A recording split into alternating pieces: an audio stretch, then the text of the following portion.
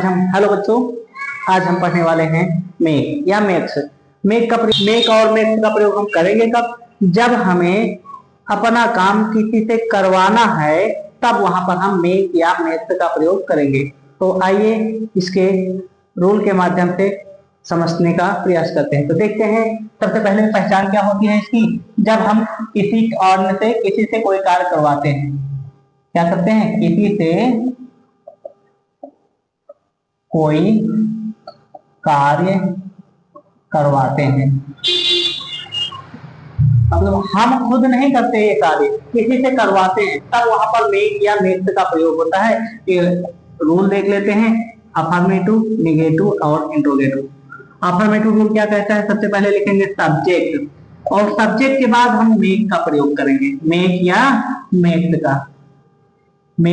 का। और उसके बाद हम किसका प्रयोग करेंगे? ऑब्जेक्टिव प्रोनाउन का प्रयोग करेंगे। उसके बाद वर्ब की फर्स्ट फॉर्म, उसके बाद ऑब्जेक्ट का प्रयोग करने वाले हैं। निगेटिव में क्या हो जाएगा? सबसे पहले हम लिखेंगे सब्जेक्ट, और सब्जेक्ट के बाद हम क्या लिखेंगे? डज या डू, और डज या डू के बाद हम नॉट लगा देंगे, और नॉट के बाद हम मेक का प्रयोग करने वाले हैं। इसमें मेक नहीं है, मेक। और मेक के बाद ऑब्जेक्टिव प्रोनाउन का प्रयोग करेंगे, फिर वर्ब की फर्स्ट फॉर्म, और उसके बाद ऑब्जेक्ट का प्रयोग करने वाले हैं।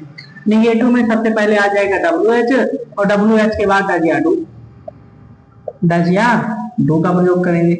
उसके बाद हम सब्जेक्ट लिखेंगे, और सब्जेक्ट के बाद मेक, और मेक के बाद हम इसका प्रयोग करने वाले हैं ऑब्जेक्टिव प्रोनाउन के बाद वर्ब की फर्स्ट फॉर्म, उसके बाद ऑब्जेक्ट का प्रयोग करते क्वेश्चन मार्क लगा देंगे।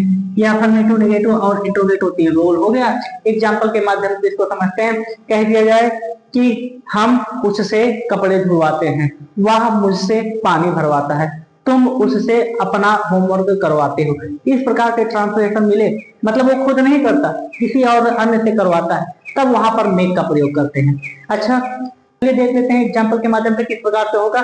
देखते हैं, सबसे पहले हम प्रयोग करने वाले हैं, क्या करने वाले हैं? एग्जाम्पल कह दिया जाए, वह मुझसे क्या करवाता है? कपड़े धुलवाता है। वह मुझसे कपड़े धुलवाता है, वह मुझसे कपड़े धुलवाता है। तो इसका क्या हो जाएगा? सबसे पहले वह की अंग्रेजी होती है ही, और ही के बाद क्या लिखेंगे? मेक या मेक्स। तो सब्जेक्ट अगर सिंगुलर है तो मेक्स, प्लूरल है तो मेक। तो यहाँ पर सिंगुलर है तो हम किसका प्रयोग कर देंगे? मेक। और मेक्स के बाद ऑब्जेक्टिव प्रोनाउन क्या? मुझसे की अंग्रेजी क्या होती है? इसकी अंग्रेजी होती है आई, तो आई का ऑब्जेक्टिव होता है मी। और उसके बाद तुम्हारा वर्ब क्या है? धुलवाना तो होता है वॉश। क्या धुलवाने के बाद क्या है? कपड़े, तो क्लॉथ हो जाएगा, क्लॉथ। ठीक है, कह दिया जाए रमेश उससे पानी भरवाता है, रमेश उससे पानी भरवाता है। तो इसका क्या हो जाएगा? सबसे पहले हम लिखेंगे रमेश की अंग्रेजी, हो गया रमेश। और रमेश के बाद क्या लिखेंगे? मेक या मेक्स, भाई सिंगुलर है तो मेक्स का प्रयोग कर देंगे। और मेक्स के बाद किसका प्रयोग करने वाले हैं? ऑब्जेक्टिव प्रोनाउन, तो उसके की अंग्रेजी, अगर ये लड़का है तो ही, और लड़की है तो सी, और ही का ऑब्जेक्टिव होता है ही। मान लेते हैं लड़का है तो हो जाएगा हिम के बाद तुम्हारा ऑब्जेक्ट वर्ब क्या है? भरवाना, तो फिल, क्या करना है? फिलअप, क्या करवा रहा है? वाटर। ये होगा तुम्हारा पहला, और ये होगा दूसरा ट्रांसलेशन। तीसरा ट्रांसलेशन देख लेते हैं। कह दिया जाए कि मैं तुमसे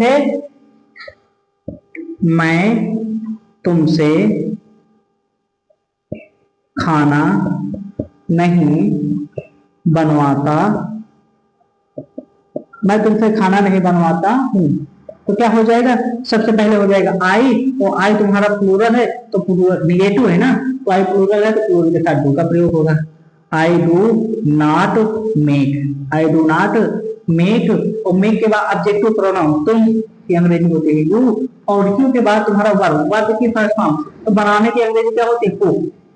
क्या बनवाने की बात कर रहा है? फूड। और आगे देख लेते हैं। कह दिया जाए कि चौथा, वे हमसे क्या करवाते हैं?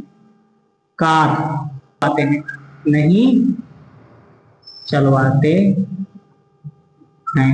तो सबसे पहले हम लिखेंगे दे की अंग्रेजी हो गई डे, और डे के बाद किसका प्रयोग करेंगे, डू, और डू के बाद नॉट, क्यों, क्योंकि प्लूरल है। They do not make, they do not make. Objective pronoun हमसे की अंग्रेजी वी का होता है अस, हम के होता है अस, और उसके बाद वर्ब क्या है, ड्राइव, कार क्या की जाए, ड्राइव कार। आगे कह दिया जाए, क्या वह तुमसे क्या अपना काम करवाता है, क्या वह तुमसे अपना काम करवाता है, पूछा जा रहा है ना। क्या से शुरू है, तो डज या डू, वह के साथ डज का प्रयोग होगा, और डज के बाद सब्जेक्ट हो गया ही के बाद मेक का प्रयोग कर देंगे, और मेक के बाद ऑब्जेक्टिव प्रोनाउन तुम की अंग्रेजी होती है यू के बाद ऑब्जेक्ट हो गया, वर्ब हो गया, वर्ब क्या है, करवाना, डू, और डू के बाद ऑब्जेक्ट हो गया अपना काम। तो ही के साथ अपना की अंग्रेजी क्या हो जाती है, ही के साथ हिज वर्क। कह दिया जाए,